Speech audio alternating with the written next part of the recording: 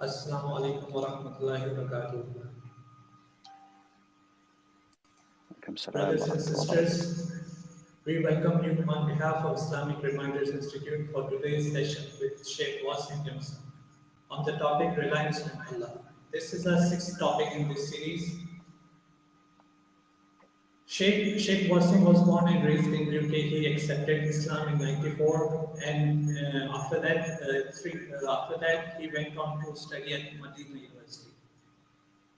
He went over there and studied for 7 years, during which he completed his Diploma in Arabic language, followed by a Bachelor degree in Arts in Shariah. Apart from that, he has done Masters in Arts in Islamic Law. Upon returning to UK, he has been involved in many institute activities and schools. He has worked with Iqra TV as well, with English and Arabic both the language, and some other Islamic channels, including Huda TV, and producing numbers of Islamic series. He is currently Imam at Norbury Muslim Center in London. Without further delay, let's start our session today.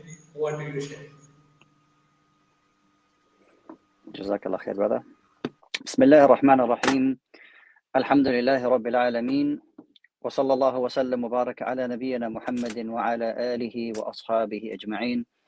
All praise belongs to Allah, and may the peace and blessings of Allah Jalla wa ala be upon his final messenger, Muhammad sallallahu alayhi wa alihi wa sallam. My dear brothers and sisters, I greet you with a greeting of Al-Islam. Assalamu alaikum wa rahmatullahi wa barakatuh. I ask Allah subhanahu wa ta'ala that he blesses every single one of us and that he guides us to the straight path and ultimately gives us the ultimate success of entering into the paradise through Allah subhanahu wa ta'ala's mercy and joining all those who are beloved to us in the most and the blessed, sweetest of places, the Jannah, the paradise. Ameen. So without further delay, I'd like to thank Islamic Reminders for the great work that they do, and it is a privilege for me to be on their platform and to deliver this very short reminder, which I hope inshallah ta'ala that first and foremost I will benefit from, فَإِنَّ ذِكْرَ تَنْفَعُ الْمُؤْمِنِينَ, because the reminder always helps the believer, and it is on a topic which is very important, and at least should be important to all of us. And it is something that as a Muslim we should be always aiming to improve and to strengthen. And it is one of the most important acts of worship that we can offer to Allah subhanahu wa ta'ala, because so much depends on that. Now, the word dependent is, of course, key to the topic that we are talking about. I am talking about none other than at-tawakkul, trust in Allah subhanahu wa ta'ala. And how often do we hear when we advise one another, or you hear somebody else advising another person, may Allah make it easy for you, have trust in Allah, have tawakkul in Allah. And it's very easy for us to advise each other, and it is very good to advise each other in this manner, but understanding the reality of what this tawakkul actually is can actually change so many things in our lives as Muslims, subhanallah. That Allah subhanahu wa ta'ala mentions the word at-tawakkul in the Quran in so many different places. To rely on, to trust, to have an attachment to Allah subhanahu wa ta'ala, which is the fundamental, or one of the fundamentals of our worship, that we refer back to and ask Allah subhanahu wa ta'ala. Now, what I want to mention from the outset is that when we talk about at-tawakkul, which is translated as trust or reliance, I want you to refer that back to in light of the verse in Surah Al-Fatiha, إِيَّاكَ نَعْبُدُ وَإِيَّاكَ نَسْتَعِينُ, which is something we as Muslims, we recite many, many times. Every rak'ah, every unit of the prayer, we are saying, إِيَّاكَ نَعْبُدُ وَإِيَّاكَ نَسْتَعِينُ. You alone we worship, and you alone we seek aid. So in light of what we are talking about in trusting Allah subhanahu wa ta'ala, I want us to think about you alone we worship and you alone we seek aid. That before anyone, everything, the Muslim always goes back to Allah subhanahu wa ta'ala first and foremost. So when we talk about trusting, we think about trusting Allah subhanahu wa ta'ala. When we think about having a true and complete reliance, that can only be upon Allah subhanahu wa ta'ala. So understanding the word fundamentally is important for us. So when we talk about a tawakkul, we're talking about entrusting your matter and relying upon Allah subhanahu wa ta'ala in all of your affairs.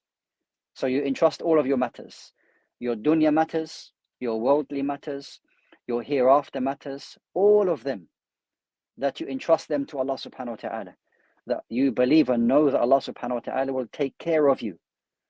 Just as you entrust somebody with an amana that you may leave, and وَلِلَّهِ الْمَثَلُ الْأَعْلَى, and of course Allah Jalla wa Ala has the best example, that you leave something in, you entrust your affairs with a lawyer or with a doctor, that you put your trust in them, you want them to help you because you have an attachment to them, because you believe that they can do something.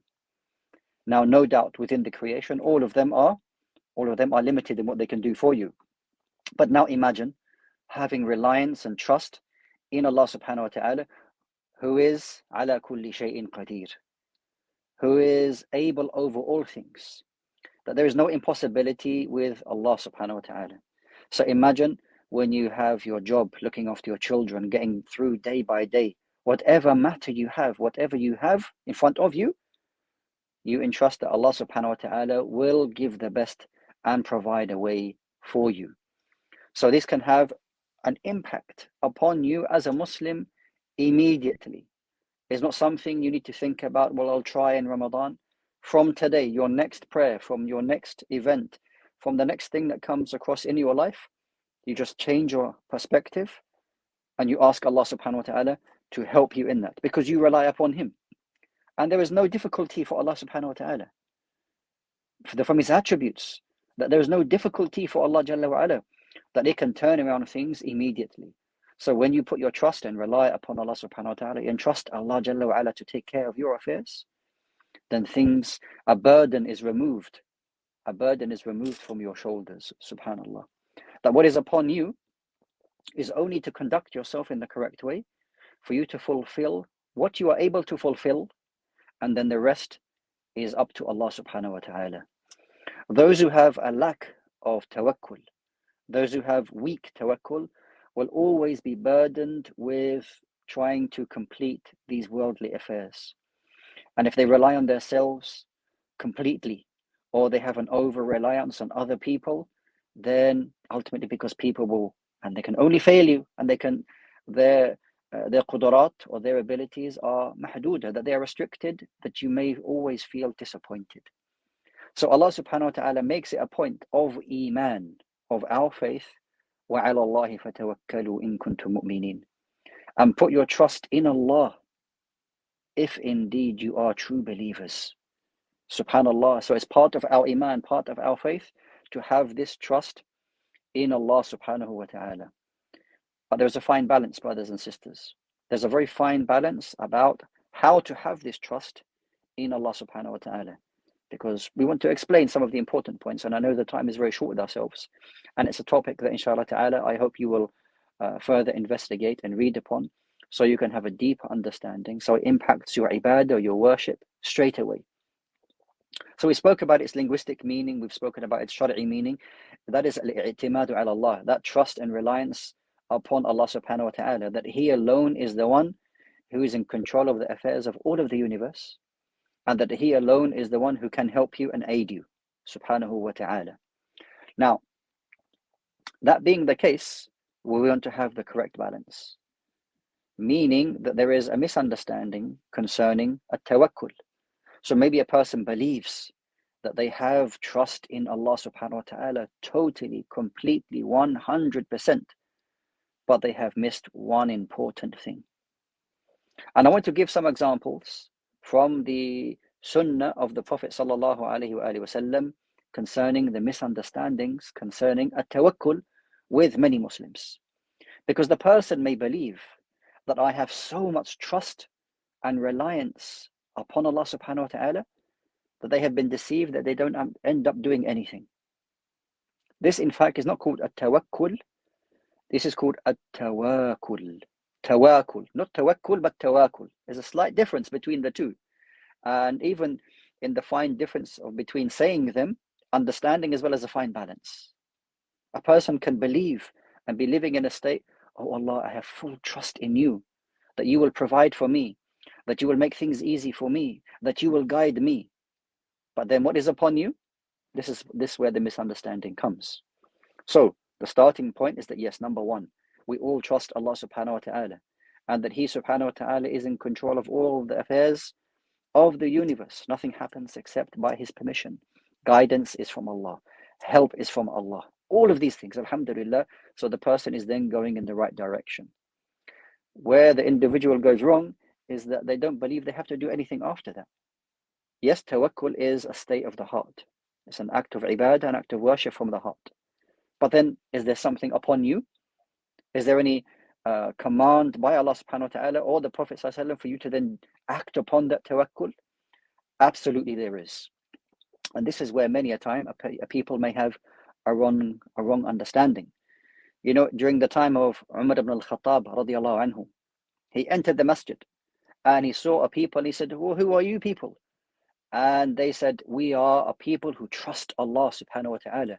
We've entrusted our affairs to Allah Jalla wa ala. Here Umar radiallahu anhu rebuked them. He said, you are a people of weakness and laziness. Why? Because yes, you may think that you have this trust in Allah subhanahu wa ta'ala, but you are not even acting upon it. You cannot expect that things will happen for you by you just sitting here. You know, a person says, it's a very simple example, a person says, I want to have children. Ya Allah, grant me children. You cannot possibly have children unless you get married. You need to do something. You need to find a, inshallah, righteous spouse. You get married and then Allah subhanahu wa ta'ala provides you with children. So what is the point you making dua, oh Allah, grant me children, if you have no intention or no way of wanting to then, if you like, go towards finding a spouse? So it means that you need to find a bridge between that reliance, because that reliance is having a goal of having some form of achievement for yourself, something happening. Therefore, you need to do something. And this is the misunderstanding that we do not want to fall in. So it is necessary for you to have this trust in Allah subhanahu wa ta'ala fully and completely, but do not disregard the fact that it means then is upon you to take the necessary means for that goal or objective to be fulfilled. Okay? So Allah subhanahu wa ta'ala is a very common example. Allah tells us, وَمَن يَتَّقِ اللَّهَ يَجْعَلْ لَهُ مَخْرَجًا وَيَرْزُقُهُ مِنْ حَيْثُ لَا يَحْتَسِبُ. That Allah subhanahu wa ta'ala tells us in the meaning, and whoever fears Allah subhanahu wa ta'ala, وَمَن يَتَّقِ اللَّهَ, whoever has this consciousness, whoever has piety and fear of Allah subhanahu wa ta'ala, then Allah subhanahu wa ta'ala will make a way out for them and provide for them a way or give them something from where they did not know it would come from. So if we look backwards in the ayah, meaning that Allah subhanahu wa ta'ala will give something to somebody without from an area or from a place that they did not think it would come from that way, subhanallah. Maybe some wealth or some help comes your way and you think, I just don't know where that came from. You know, subhanallah, Allah helped me and provided for me. I didn't know that the help was going to come from that place or from that person. What precedes that is what? Is that you have taqwa, is that you have piety, you have consciousness of Allah subhanahu wa ta'ala. So a fundamental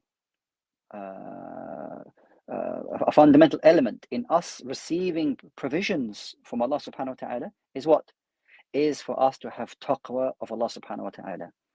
And part of our fear and part of our worshipping Allah Jalla wa ala is to rely on Him, is that He's the one who provides for us. That means you have to rely on Allah subhanahu wa ta'ala.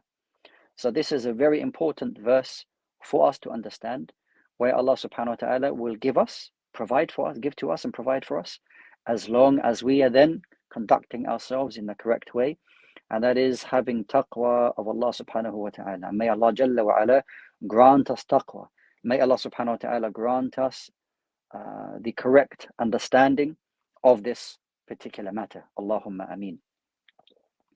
So it is necessary for us to combine between having tawakkul and rely and carrying out the means. Not to rely on the means, like for example, Allah Azza wa Jalla is the one who cures.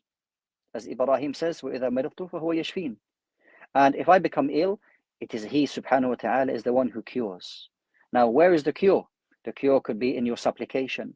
The cure could be that Allah subhanahu wa ta'ala places it in a medicine that you may take. But you know Allah Jalla wa ala is the one who cures you. And Allah subhanahu wa ta'ala made that a means. Because you may find two people, okay, they both take the same medicine. And for one person, Allah subhanahu wa ta'ala makes that a source of cure. For an individual, another person, it is not, even though they took the same medicine. So the cure ultimately is from Allah subhanahu wa ta'ala. The medicine is a means, okay? But it is important for you to take that means. Okay, it's not necessarily for you just to sit back and don't do nothing and think, oh Allah, all these things will happen. Okay, so therefore, brothers and sisters, with regards to tawakkul, these two fundamental principles in understanding it correctly is of the utmost importance. And number one, that is what? Is to understand, to have correct reliance, to entrust your affairs to Allah subhanahu wa ta'ala, and then for you to undertake the necessary means for that what you desire or that what you want to achieve, for you to take the necessary means towards that. If you want Allah Azza wa Jalla to provide for you, you want Allah subhanahu wa ta'ala to grant you wealth, therefore you go out and work. You go out and you struggle and you strive to provide for yourself and your families. This is essential for us to understand that. And as I mentioned to you, the example of Umar ibn al-Khattab, radiallahu anhu, where he found those people in the masjid. Similarly, we find in Surah Al-Jumu'ah, right in the end of Surah Al-Jumu'ah, verse number 10, where Allah subhanahu wa ta'ala says, فَإِذَا قُضِيَتِ الصَّلَاةُ فَانْتَشِرُوا فِي الْأَرْضِ. And when the Jumu'ah prayer, when it is ended, and you disperse upon the earth, وَبَتَغُوا مِنْ فَضْلِ اللَّهِ. You seek the bounty of Allah subhanahu wa ta'ala. So when you go to Jumu'ah, or you go to any salah for that matter, and you're in your salah and you're saying, oh Allah, forgive me. Oh Allah, have mercy upon me. Oh Allah, forgive my sins. And then you say, Allahumma razuqani. Oh Allah, provide for me. Okay? When you're doing this in your salah, when you attend the masjid, وَابْتَغُوا مِنْ فَضْلِ اللَّهِ. Okay? Then you disperse on the earth, you leave the masjid, you go back to your business, you go back to your life. This is where you will seek the blessings and the sustenance of Allah subhanahu wa ta'ala while you doing something. The Muslims, brothers and sisters, alhamdulillah, Islam did not spread throughout the lands by the Muslims just sitting in the masajid, okay? No. There was a time to attend the masjid, to attend the jama'ah, to attend salah, for them to read the Quran, understand the Quran, to gather knowledge. And through this beneficial knowledge, there was what? The understanding that they had to then go out and make amal. Two very simple words, al-ilmu wal-amalu. The same three letters, except that they're in a slightly different order. Ilmu, ayn, lam, mim, ilmun.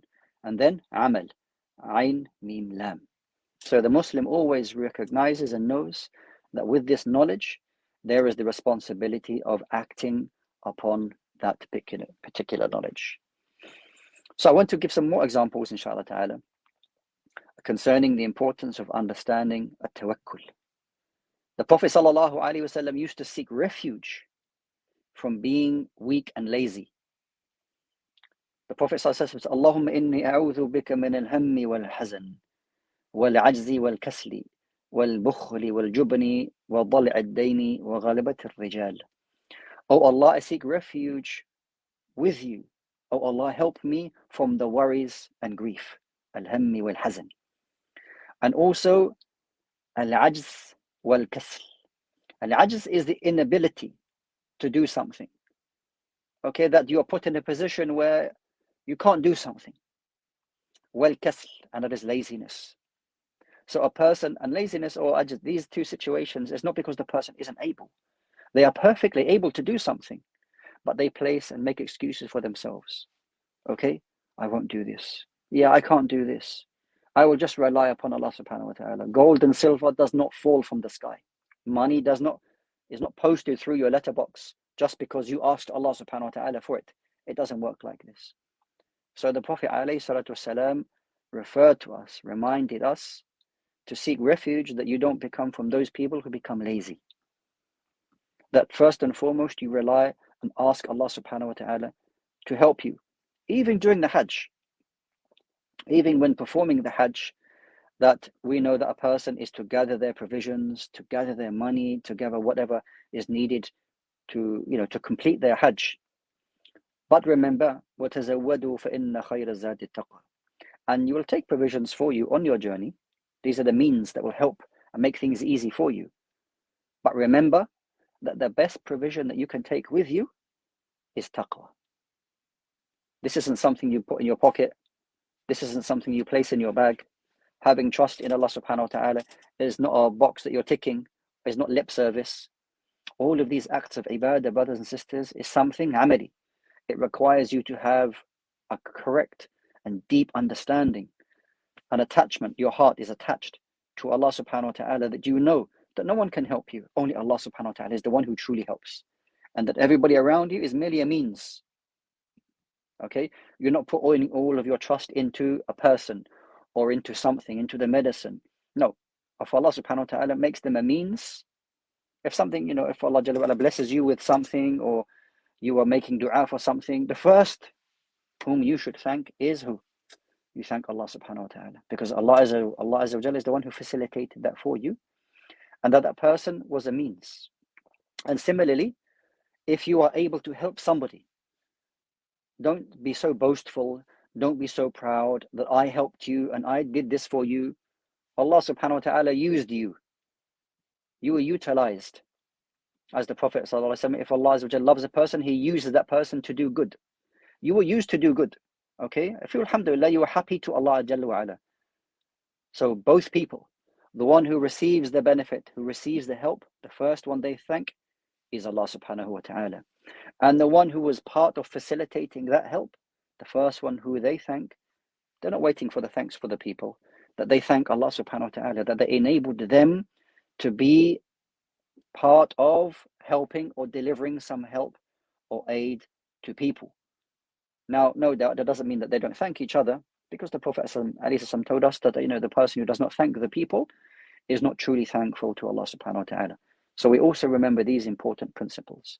But as a priority, the things what we're talking about, what comes first, is to be thankful to Allah subhanahu wa ta'ala. Therefore, as Muslims, trusting Allah Jalla wa ala is one of the most powerful, one of the strongest acts of ibadah, that if we try to perfect, we will not have any worries in this world. Why? Because we recognize and know that Allah subhanahu wa ta'ala is in control of everything. No good, no harm comes to you except by the permission of Allah subhanahu wa ta'ala. And the very famous hadith of Abdullah ibn Abbas radiyallahu anhuma. And brothers and sisters, you will find that having a deep understanding of tawakkul is very closely related to understanding qadar, divine decree, what Allah subhanahu wa ta'ala decrees for people. So therefore, what comes your way, alhamdulillah, this was by the decree of Allah Jalla wa ala. You rely upon Allah subhanahu wa ta'ala and something doesn't come your way. Again, you know that this is by the permission and the decree of Allah subhanahu wa ta'ala. So there's a very close relationship between tawakkul and understanding qadar, divine decree. So the hadith of Ibn Abbas radiallahu anhuma, in the hadith in Sunan al-Tirmidhi, in which the Prophet is a long hadith, but I want to mention the part, and as I mentioned, the hadith, you may remind, it's a hadith in the 40 hadith of Imam al-Nawawi rahimahullah ta'ala as well, that remember Allah and Allah will remember you. And remember Allah and you will find Allah in front of you. And hadith continues, if you ask help, did you ask the help from Allah subhanahu wa ta'ala? And you should also realize that if the whole ummah, everybody came together to benefit with you with something, they would never be able to benefit you except that what Allah Jalla wa ala decreed for you. And if everybody came together to harm you with a matter, never would they be able to harm you except by a matter, except by that what Allah Jalla wa ala had decreed for you. Now, these are some of the understandings we have concerning a tawakkul. But the fruits and some of the great things that come out of having trust in Allah subhanahu wa ta'ala are numerous. And the Quran is and it is the most beautiful example that we can go to in understanding real trust in Allah subhanahu wa ta'ala. And some of the most powerful examples that we can think about of having trust in Allah subhanahu wa ta'ala is, let's say, for example, in the story of Musa alayhi salam. Now, the story of Musa alayhi salam, we don't have time to go through the whole story, obviously. The story of Musa alayhi salam, no prophet is mentioned more in the Quran than Musa alayhi salam. His story alayhi salam from the time he is a baby, and from the time when he gets married, and from the time when he's living in the palaces of Fir'aun, and when he has to escape, and when he has to go and save Bani Israel, and when he is given the responsibility with his brother Harun alayhi salam to save Bani Israel from Fir'aun. Subhanallah, the story of Musa is amazing. Just as the story of Yusuf alayhi salam and Ibrahim alayhi salam, amazing stories in the Quran. But the point, or the point in the story that I want to focus on, and I think, brothers and sisters, that the power and the message and the emotion that one can find in the story of Musa alayhi salam, when he stands there in front of the sea with his people, with Fir'aun chasing him with his army, and in front of him the sea to be massacred or to drown, and when the people say inna la mudrakun, that we've been caught, that's it, game is over. You know, the trust, the reliance upon Allah subhanahu wa ta'ala at this point in time. And I think you have to get the real feeling and emotion for this moment is to read through the story of Musa alayhi salam. It's a big build-up for this moment. That Allah Azza wa Jal tells us Musa's response alayhi salam, that no, my Lord is with me and he will help me. How powerful that is, that even though the situation seems to be, you know, either this or that Allah subhanahu wa ta'ala makes a third option. And you know, this is one of the verses that we mentioned earlier, that whoever fears Allah, Allah Azza wa Jal will make a way for them and provide them from where they did not think that they would receive this provision. Don't think, brothers and sisters, that this ayah is talking about money. Okay, that if I fear Allah properly, Allah gives me money. Oh, maybe this is the case. But also from the provisions of Allah subhanahu wa ta'ala is that you are guided and that Allah subhanahu wa ta'ala helps you. This is also from the rizq. This is also from the provisions of Allah subhanahu wa ta'ala. So a very powerful moment that Allah subhanahu wa ta'ala mentions to us. Similarly, in the story of Ibrahim alayhi salam, when he called his people, and imagine now, this is a young teenager, possibly, young man, calling his people to the worship of Allah subhanahu wa ta'ala. And he is alone. His father rejected him. His people rejected him. But he was patient and persisted in the message, delivering that, subhanallah. And his people came to him and they built a fire and wanted to catapult him into the fire. And then when they did that, when the only option is that when a person is in midair, being catapulted into a bonfire bigger than you can imagine, his response is only to say, sufficient is Allah subhanahu wa ta'ala. Hasbunallah wa ni'mal wakeel. Sufficient is Allah subhanahu wa ta'ala, that Allah is enough for me, and He is the best of one of those who take care of my affairs or anyone's affairs. The Prophet sallallahu alaihi wasallam, in the night before the Battle of Badr, when the non-Muslims, they came and they surrounded the Muslims, 1,000. The Muslims were just a few, 314, 313. Young, old, poorly prepared for this battle, that the Prophet ﷺ raised his hands to Allah Jalla wa Ala, seeking his help, not seeking how many swords and how many camels and horses and how much armor we have, what's our numbers. No, he called upon Allah subhanahu wa ta'ala first and foremost, that is Allah Jalla wa Ala is the one who gives victory. وَمَن نَصْرُ إِلَّا مِنْ عِنْدِ اللَّهِ. The victory is only from Allah subhanahu wa ta'ala. This is the trust. This is the reliance that the prophets, alayhi salatu wasalam, that they had in Allah subhanahu wa ta'ala. And brothers and sisters, the more we read the Quran, the more we will find the examples of the prophets, from them Hud alayhi salam as well. Trusting Allah, that Allah has the best plan for you. Don't allow the shaitan for you to lose hope. Don't allow the shaitan to put bad thoughts in your mind, to think that Allah has forsaken you, Allah has left you, that this is only for the prophets. Remember Hajar, the wife of Ibrahim alayhi salam. She was not a prophet. And when Ibrahim alayhi salam left her and her son Ismail alayhi salam in the middle of nowhere in the desert, she remembered that even if this is the command of Allah Jalla wa'ala, that you are to leave us here, Allah will not forsake us. She is not a prophet. She is, of course, a great abidah, a great servant of Allah subhanahu wa ta'ala. But this isn't something specific, brothers and sisters, to the prophets and messengers. That as long as you and I, we strive towards Allah subhanahu wa ta'ala, remembering the hadith and Qudsi, that as the Prophet ﷺ said in the meaning, that Allah subhanahu wa ta'ala says, I am with my servant as he thinks of me. So let him think good of me. So as long as we think good of Allah subhanahu wa ta'ala, as long as we have good thoughts about Allah subhanahu wa ta'ala, especially with the month of Ramadan coming up, brothers and sisters, prepare yourselves for this very, very special time. And it is a special time. The gates of Jannah are opened. The gates of hellfire, they are closed. The mercy of Allah subhanahu wa ta'ala is extended even more in this blessed month. So we ask Allah Jalla wa ala to grant us taqwa. We ask Allah subhanahu wa ta'ala to grant us a true understanding of tawakkul, trust and reliance upon Allah subhanahu wa ta'ala. And this can happen straight away. The moment you start doing this, that Allah Azza wa Jalla is the one who takes care of my affairs, and I will do what is in my ability to do what I can, and I leave the rest to Allah subhanahu wa ta'ala, there can only be success in front of you, inshallah ta'ala. There's no failure. Whatever happens, you tried your best. And whatever happens, you are rewarded for that, for the trust you placed in Allah subhanahu wa ta'ala.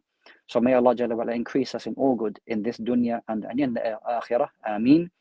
And I ask Allah Jalla wa ala to bless every single one of you, for you to have a blessed Ramadan, to have a blessed time in the future, inshallah ta'ala, and until we meet again, inshallah ta'ala. Wa sallallahu wa sallam wa barak ala nabiyyina Muhammad wa ala alihi wa ashabihi ajma'in. Wassalamu alaikum wa rahmatullahi wa barakatuh.